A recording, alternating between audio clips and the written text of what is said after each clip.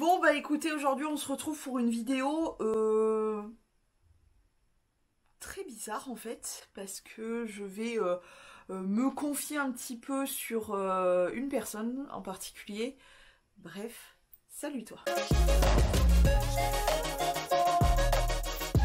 En commentaire tu me mets cet emoji et on va attaquer tout de suite cette vidéo un peu spéciale. Pourquoi je dis spéciale? Parce que je vais me confier sur quelqu'un dont sur ma chaîne vous n'avez pour le moins jamais entendu parler ou très peu. Je parle pas beaucoup de cette personne tout simplement parce qu'elle ne fait plus partie de ma vie. Mon géniteur. Alors je l'appelle mon géniteur, vous allez comprendre pourquoi. Je vais pas rentrer dans certains détails, mais je vais vous expliquer un petit peu ma vie avec cette personne, etc. On va y aller vraiment assez vaguement parce que je veux pas rentrer dans le détail. Pour tout vous dire, il a fallu 8 ans avant que je dise les choses à mon meilleur ami. Donc, autant vous dire que je vais pas m'exprimer dans le complet détail, on va dire. Mais en gros, je vais vous raconter vite fait un petit peu ma vie et le pourquoi du comment aujourd'hui, c'est tout simplement juste un géniteur et ça s'arrête là.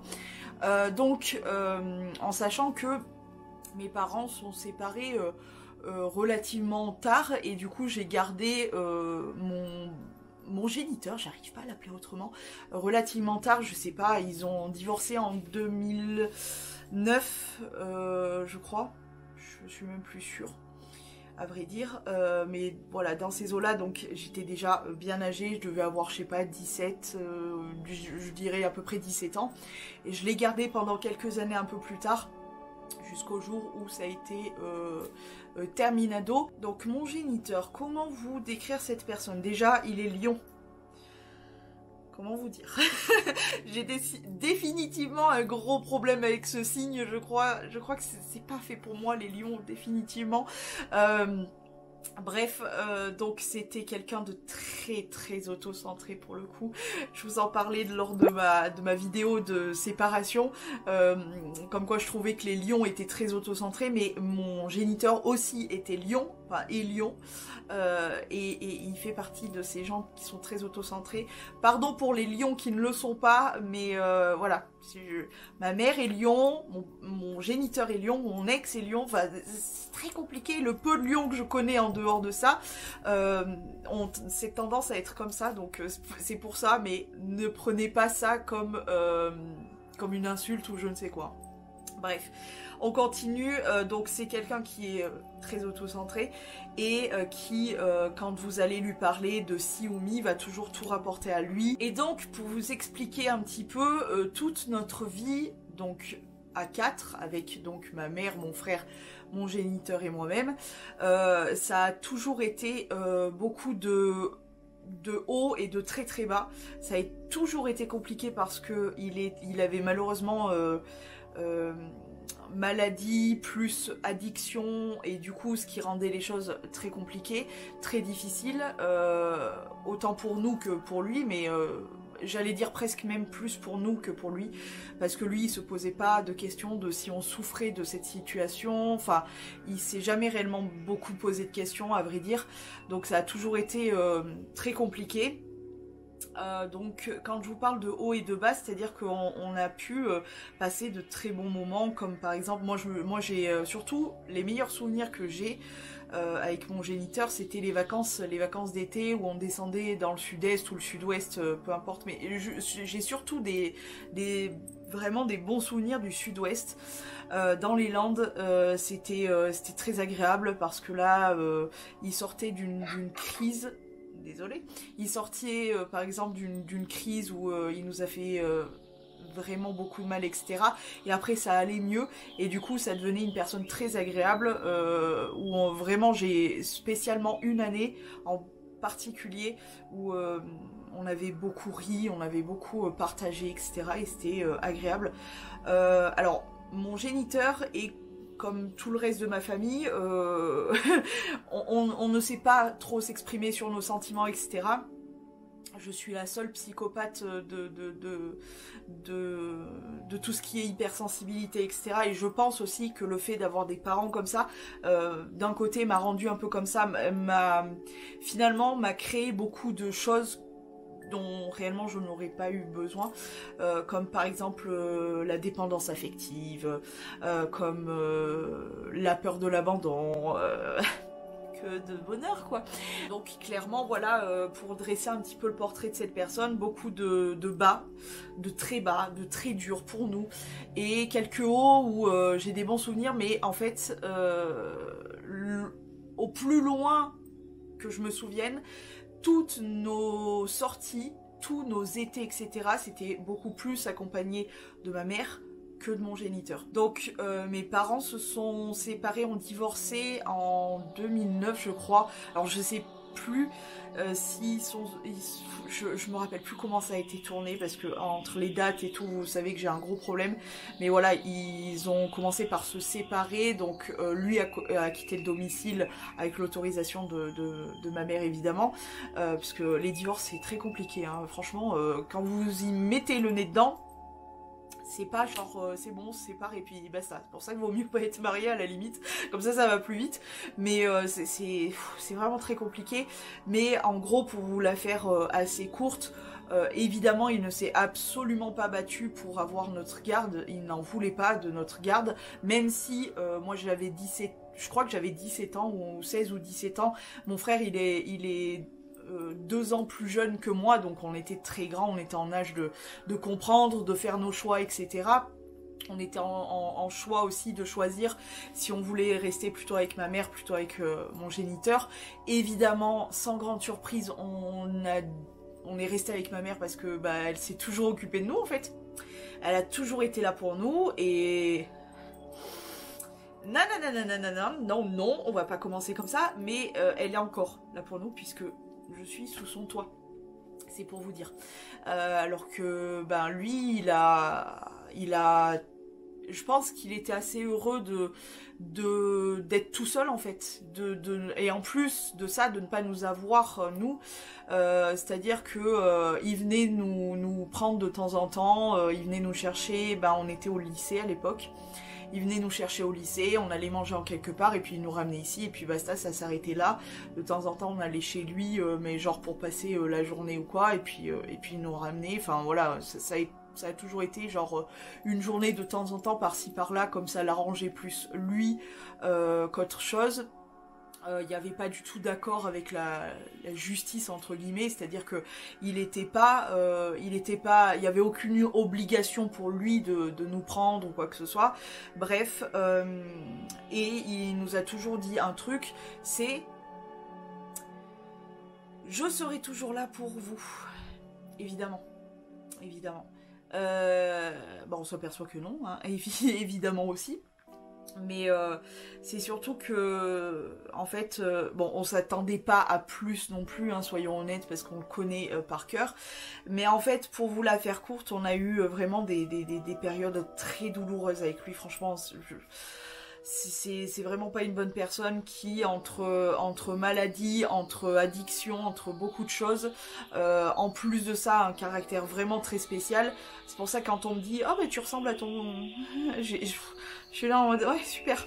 Je sais que j'ai, par exemple, les yeux sont du côté... En fait, mon physique tire beaucoup plus du côté de mon géniteur que de ma mère. Donc à chaque fois, j'ai le droit au « Ah bah tu ressembles beaucoup à ton géniteur !» À ton père, les gens disent ton père, mais moi je dis géniteur. Mais le côté grande, le côté les yeux, apparemment le visage, je fais tout. En plus je suis brune, enfin voilà, châtain foncé. Donc vraiment j'ai tout pareil que lui.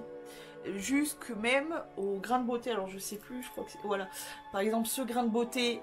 Il a le même exactement au même endroit. J'en ai un au niveau des aisselles, il a le même au même endroit. Enfin vraiment, il descend pas. Enfin, je descends pas du facteur, ça c'est clair et net. Donc voilà, autant te dire que quand on me dit ouais, tu ressembles vachement à ton père, ça me fout un peu les boules. Je t'avoue que déjà je fais tout pour ressembler à personne à part moi-même, et en plus de ça, de me recevoir ça alors que... À part peut-être à la conception, il était là, mais sinon, non, en fait.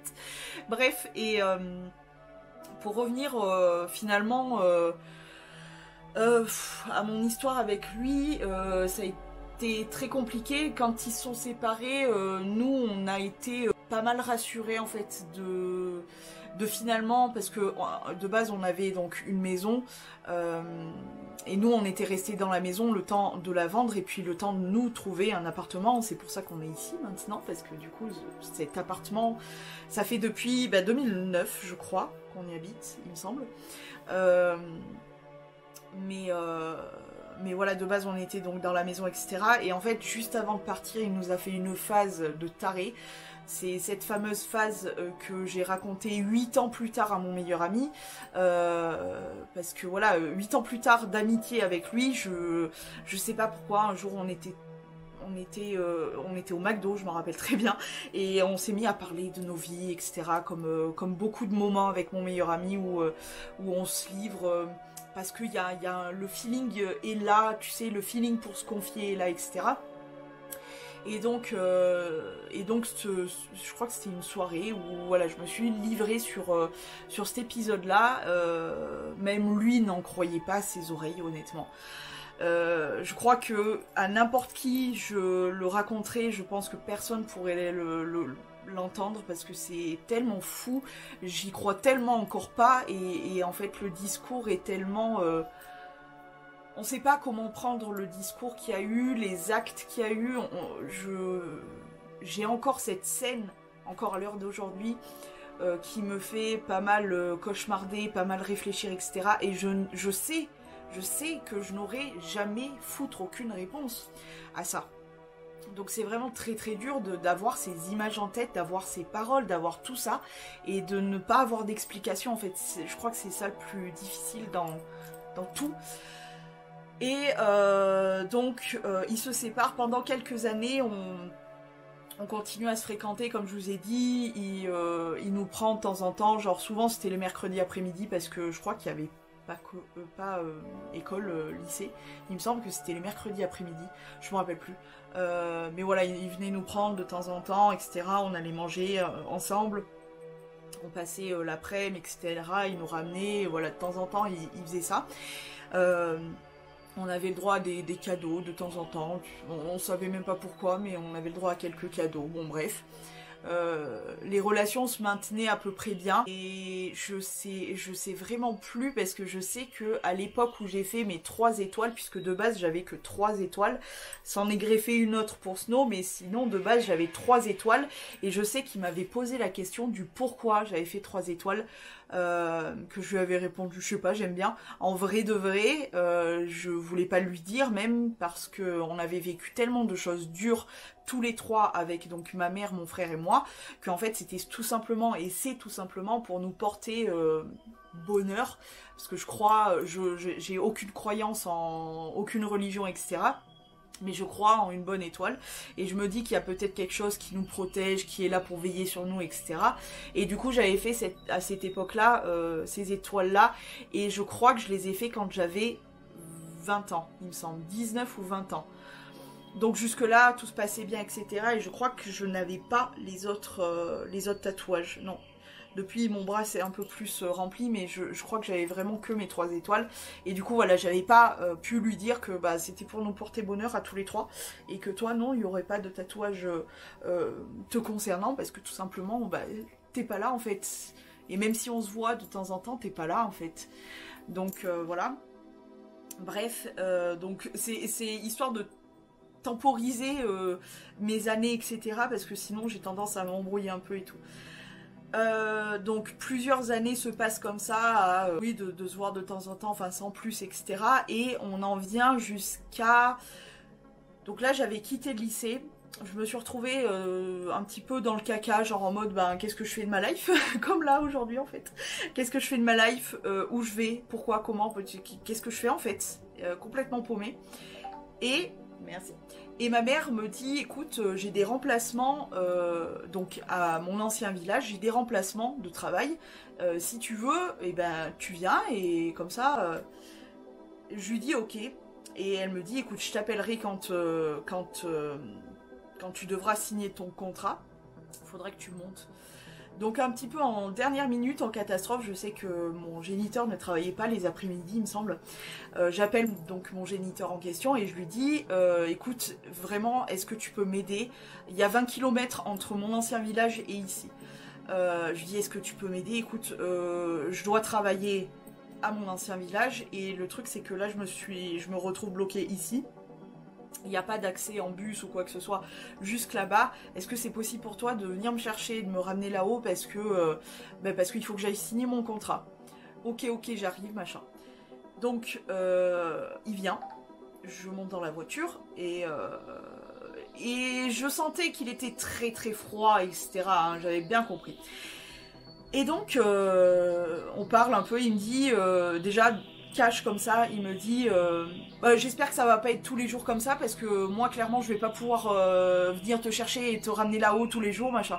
Et je dis ah non mais je t'ai rien demandé, je t'ai juste demandé pour genre aujourd'hui parce que j'étais complètement bloquée, il faut que j'aille signer mon contrat, mais pour les autres jours, t'inquiète pas, je gère, puisque ma mère du coup travaillait et du coup elle me prenait, enfin on partait toutes les deux, on allait travailler là-haut et puis voilà. Et donc on est dans la voiture, etc. Et déjà je sentais, via cette première phrase, je me suis dit ça va être compliqué, parce que j'avais un autre truc à lui demander. Donc rappelez-vous je serai toujours là pour vous, si vous avez besoin de quoi que ce soit, etc. À l'époque du divorce, donc rappelez-vous toujours ça, voilà. Et donc je me dis oh là là c'est putain de bien parti là, bon heureusement pour les trajets etc c'était pas un problème, on est ok, on est au mois de février, il y avait de la neige, il faisait froid, bienvenue en Auvergne, bienvenue en Haute-Loire, il fait froid, on est en hiver, enfin voilà il y a de la neige etc, bref. On est au mois de février de je ne sais plus quelle année parce que ça fait vraiment très très longtemps, ça doit faire une dizaine d'années maintenant, plus ou moins, je sais pas si c'est pas 2015... Ouais, 2015. Oh, je sais plus. Bref, peu importe. Vous allez comprendre pourquoi la suite de l'histoire. Donc, on est au mois de février, il fait froid. Et donc, on arrive à mon ancien village. Ça n'était pas encore l'heure auquel je devais aller au bureau, aller signer mon contrat avec le chef. Donc, j'attends avec lui, chez lui et tout. Il me paye un coup à boire, on discute, et puis bon, je me dis, allez, lance-toi, de toute façon, même si c'est un refus, comme ça sera clair et net, et je verrai après, je me débrouillerai avec la madrée, enfin, peu importe. Et je lui dis, écoute, je voudrais te demander un truc, c'est juste, je te demande pas de me nourrir ou quoi que ce soit, qui t'a amené ma bouffe et le faire réchauffer chez toi. Oui, je dis ça à mon géniteur, ce qui est censé être mon père, hein, mais je lui dis, parce que vu avant, on marche sur des œufs, tu sais. Je dis, est-ce que même, voilà, j'amène ma bouffe, etc. Juste, est-ce que, entre deux clients, je travaillais pour de l'aide à domicile, donc de l'aide à domicile en milieu rural, c'est-à-dire d'aller chez des personnes, les aider pour faire du ménage, de la compagnie, de l'accompagnement aussi, les faire balader, discuter, enfin être avec eux, que ça soit des personnes handicapées ou des personnes âgées. Et donc je lui dis écoute, entre deux clients j'ai des trous des fois de 1 heure, 2 heures, est-ce que c'est possible que tu me prêtes ton double de clés pour juste que je sois au chaud parce que je ne savais pas où passer. Dans mon ancien village, le seul magasin qu'il y avait à l'époque, c'était un 8 à 8. 8 à 8, c'est une petite supérette mini-rette là, où t'as 4 boissons, 2 paquets de chips, quelques trucs. C'est ultra cher d'ailleurs, soit dit en passant. Bref, voilà, c'était le seul truc où il y avait un garage aussi, et une pharmacie quand même. Et une boulangerie. Non, il y en avait même 2 boulangeries et un bar. Voilà, c'est tout ce qu'il y avait. Et donc je lui dis, franchement, si vraiment tu pouvais me prêter ton double de clés pour au moins que je me retrouve pas dehors à me cailler l'arrêt, parce que voilà, on est au mois de février, que ça caille, et que j'avais pas envie de me cailler le cul au mois de février, dehors, dans la neige. Et là, j'ai entendu une phrase qui me restera en tête toute ma vie, et comment vous dire que je pourrai jamais digérer cette phrase, mais que je dois vivre avec. Il m'a dit ah non, ça va pas être possible, je ne prête pas mes clés à n'importe qui. Voilà. Donc je suis n'importe qui. Voilà. J'ai attendu que l'heure arrive, ma mère m'appelle, elle me dit « Qu'est-ce que tu fous? T'es où, machin? Et viens signer ton contrat et tout. » Heureusement, c'était très peu de temps après cette phrase de « Je ne prête pas mes clés à n'importe qui. » Donc moi, j'encaisse ça. Et le problème, c'est que je devais le dire à ma mère. Ce qu'il m'avait dit, je devais le dire à ma mère. Pour qu'on se débrouille toutes les deux, forcément. Donc j'encaisse cette phrase. Je reste... ok. Dans ma tête, c'était soit j'arrive à bosser et tant pis, je serai dans la neige, soit j'arrive à me débrouiller avec ma mère, peu importe, mais on trouvera une solution. Donc j'encaisse tant bien que mal, pardon, donc j'encaisse cette phrase tant bien que mal, j'essaye de... En fait, comment veux-tu réagir à une gamine qui a, je sais pas, la vingtaine, je sais pas quel âge j'avais, je me rappelle plus, la vingtaine à peu près, tu prends cette phrase dans ta gueule de la part de ton père. Ok. Et c'est tout en fait. Tu peux pas faire autrement. Et du coup, en gros, je laisse tomber.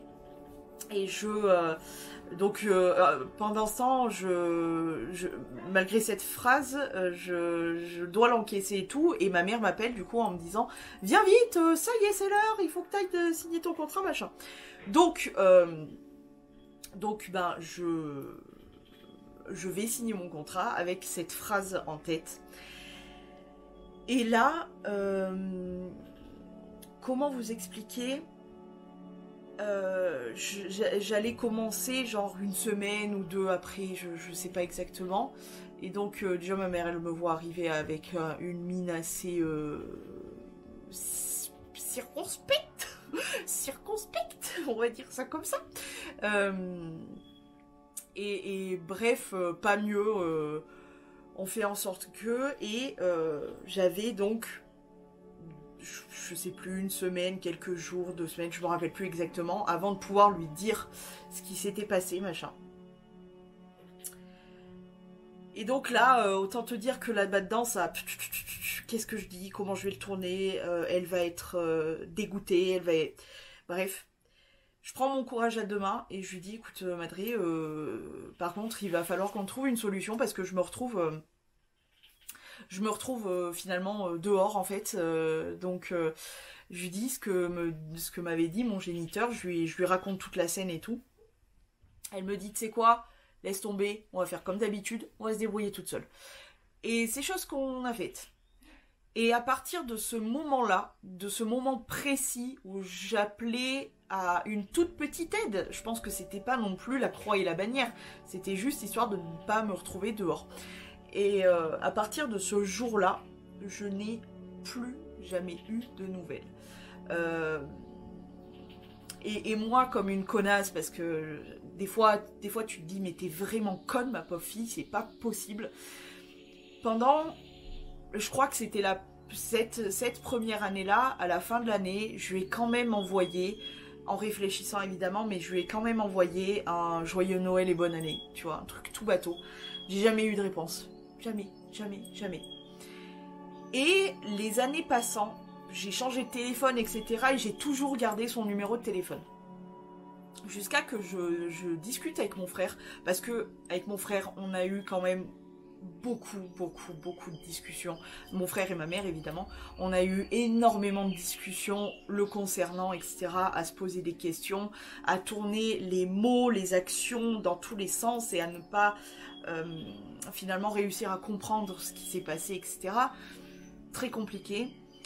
Et en fait, je pense que c'est réellement à l'arrivée de ma belle-sœur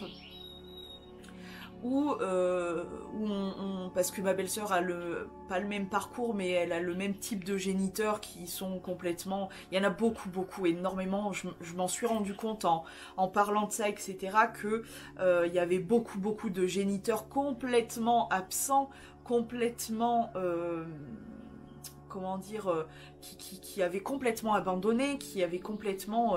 Il y en a énormément, énormément, et heureusement qu'il y a les mamans. Toutes ne sont pas parfaites, mais heureusement qu'il y a les mamans dans la plus grande partie, parce que sinon bah, on se retrouverait clairement dans le popo, jusqu'au...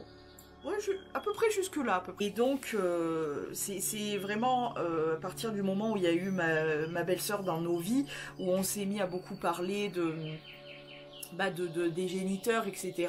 Et mon frère, grâce à elle, s'ouvre de plus en plus à la discussion, à tout ça, et c'est bien parce que je pense qu'on en avait besoin en fait, qu'il y ait quelqu'un dans notre clan à tous les trois, qui est quelqu'un qui... parce que moi, j'ai le trop plein de sentiments qui est l'hypersensibilité, c'est-à-dire que n'importe quoi qui se passe, que je sois en colère, que je sois... Bref, c'est décuplé et c'est horrible pour moi. Parce que je suis dans une famille qui ne montre pas ses sentiments. Donc... gérer ça pour moi c'est hyper compliqué, et heureusement du coup mon frère avec le fait d'avoir ma belle-sœur et tout l'a beaucoup ouvert sur beaucoup de choses, et donc bref on en parlait assez souvent, les géniteurs, etc. Et je sais pas pourquoi j'en suis venue à lui dire en parlant de ce fameux numéro de téléphone et tout, et mon frère me dit mais t'as gardé son numéro? Je dis bah ouais. Il m'a dit mais moi ça fait un bail que je l'ai supprimé, ça fait longtemps et tout. Et j'ai réfléchi, je me suis dit mais pourquoi tu gardes son numéro en fait? Pourquoi? Ça sert à quoi? Il ne reviendra jamais en fait. Je supprime son numéro, dans l'action, je supprime son numéro, j'ai dit mais ouais en fait, pourquoi? Il fait pas partie de nos vies depuis des années, pourquoi je garde ce numéro? Donc je le supprime. Et là, le temps passe, etc. On arrive donc en 2023. Il y a quelques temps de ça, je vous en ai parlé dans un vlog. Donc pour ceux qui me suivent dans les vlogs, vous le savez. Un jour, j'étais en pleine discussion, comme d'habitude, avec ma Audrey. Et on discutait de je ne sais plus. Et là, tout d'un coup, je reçois une notification d'ajout Snap.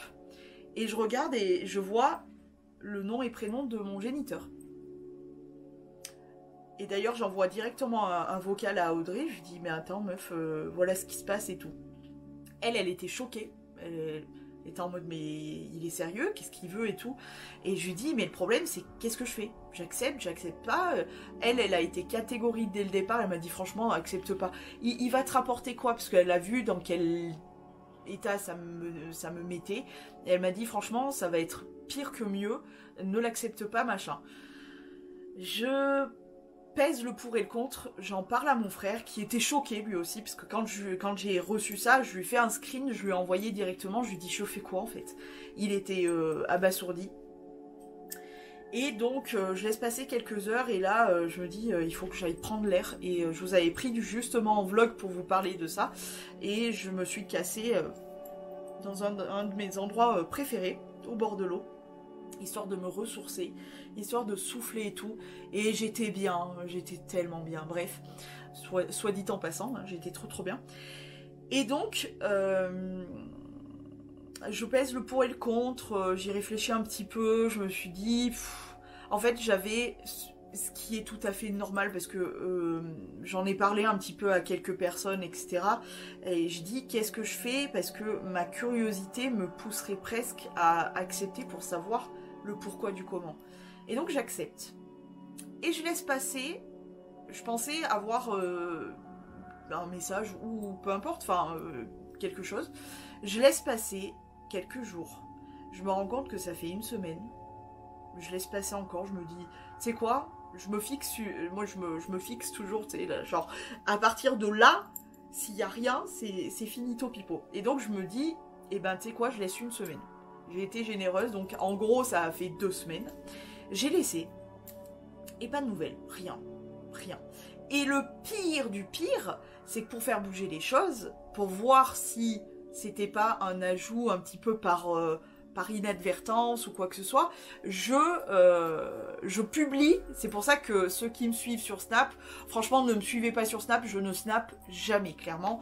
Là c'était exceptionnel parce qu'il y avait cette personne dans mes contacts et que je voulais une réaction. C'était vraiment complètement des stories visées, clairement.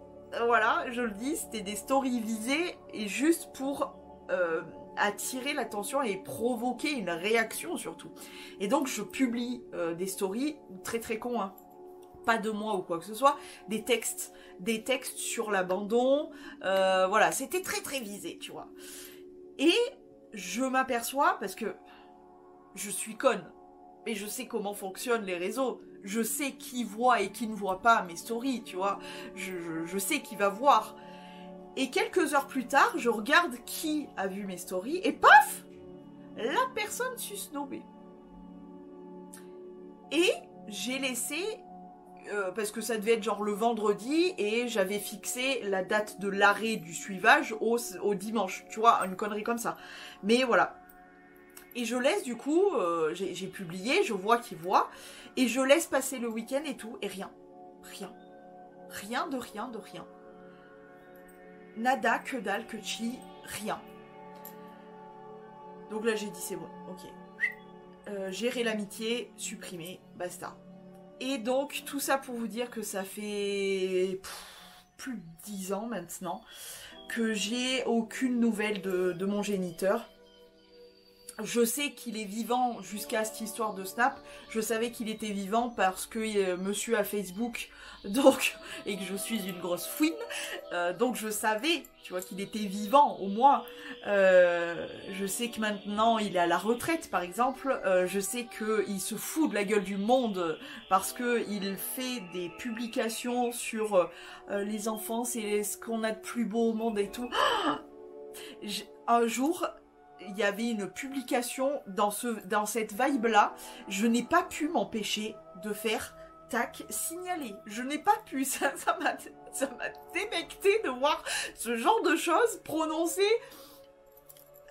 par cette personne. Je ne pouvais pas supporter, donc j'avais signalé sa publication. Bref, tout ça pour vous dire que malgré la croix définitive que j'avais fait sur cette personne, il est quand même revenu.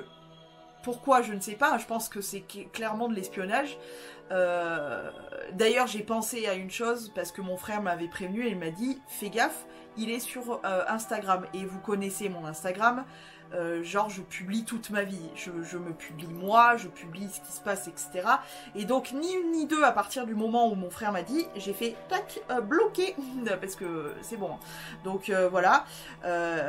Et du coup, il n'y avait qu'une seule passerelle à tout ça, c'était Snap. Et il a tenté et j'ai dit « Ok !» et plus rien. Donc, malgré le fait que de base j'avais tiré un trait définitif, là c'est terminado pipo. Il connaît nos numéros de téléphone parce que je pense qu'il les a gardés. Nous non, mais je pense que lui oui. Il connaît mon adresse, je n'ai jamais changé d'adresse vu que j'habite chez ma mère. Il a nos réseaux du coup, hein. Enfin, il y a toutes les possibilités pour lui de nous contacter. Ma tante, sa sœur, habite une rue plus haut. On n'est pas forcément en contact, mais quand on a l'occasion de se voir, c'est toujours avec plaisir. Mais il a les moyens de nous contacter, il ne le fait pas. Donc je vois pas pourquoi, à part par curiosité, cet ajout Snap. Voilà. C'est tout. Vous connaissez désormais mon histoire avec mon géniteur. Je pense qu'on est très nombreux et nombreuses à avoir malheureusement ce vécu-là, malheureusement cette histoire-là avec nos géniteurs. C'est souvent les géniteurs. Je pense qu'il y a des génitrices aussi qui sont pas top. Mais n'hésitez pas à me parler de votre vie si vous en avez envie, parce que des fois ça fait du bien. Là je sais que par exemple je tire un trait définitif, je tourne la page. Oui bien sûr. Je tourne la page, etc. Sur cette histoire, sur cette personne, etc. Parce que je sais qu'elle ne fera désormais plus partie de ma vie. Et ça depuis déjà peut-être, je vous dis, peut-être plus de 10 ans, je me rends pas bien compte, en fait, il faudrait que je regarde mes fiches de paye pour savoir. Voilà, ça fait, au bas mot, ouais, je dirais 10 ans à peu près, que je n'ai plus de nouvelles, et il fallait que je vous raconte quand même le fin mot du rebondissement de l'histoire de Snap, parce que c'est quand même assez...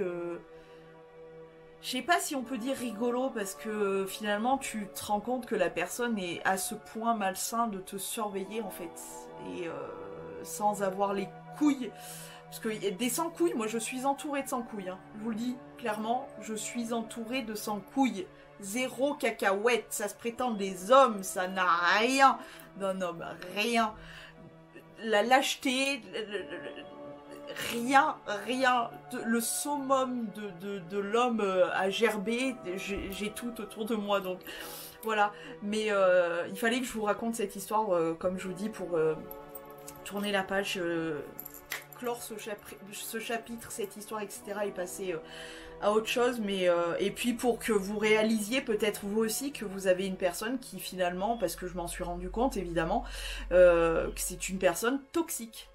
Qui était une personne toxique, puisque malgré tout, parce que je suis comme ça, j'arriverai sûrement pas à changer, je m'inquiète pour ces gens, je me demande comment ils vont, etc. Maintenant c'est fini. C'est fini parce que je me suis rendu compte que ces personnes étaient toxiques pour moi, tout simplement. Pour moi, pour ma santé physique et mentale, pour tout ça. Donc il faut, même si c'est quelqu'un de ta famille ou quoi, il faut savoir une chose, c'est que on n'est pas obligé d'avoir des liens, d'être, comment dire, d'être ok avec les faits et gestes et dires et etc. des personnes qui font partie de ta famille. C'est pas parce que ça fait partie de ta famille que tu dois être ok à subir des choses qui ne sont pas ok pour ta santé physique et mentale. Ça n'est pas ok. Tu peux dire ciao à quelqu'un qui fait partie de ta famille.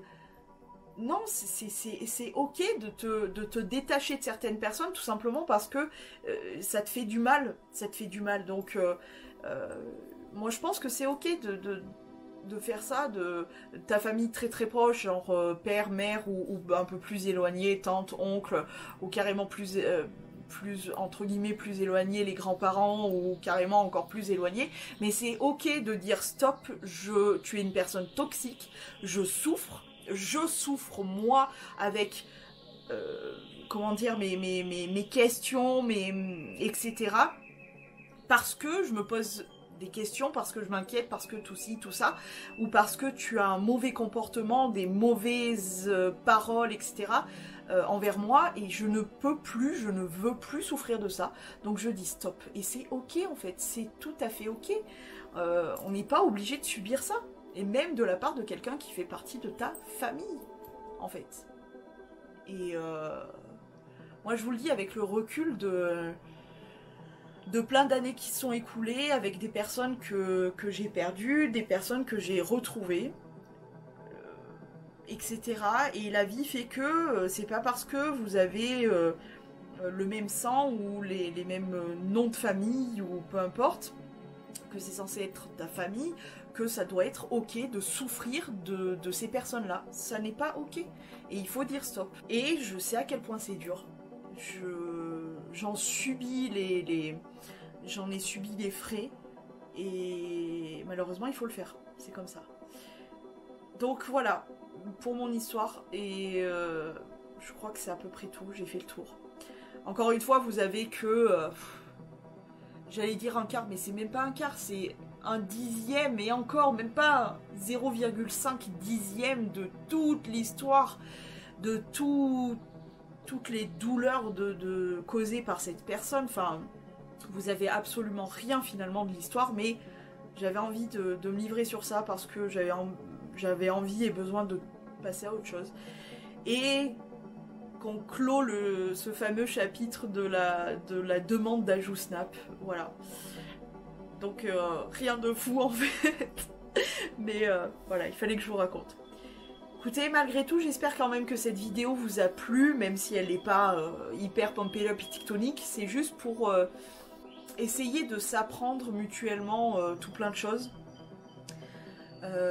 Sur nos réactions, sur notre façon de penser, etc. Et grow up. Voilà. Je vais vous laisser. Je vous fais plein de gros poutous et je vous dis à très vite. Catch me if I fall.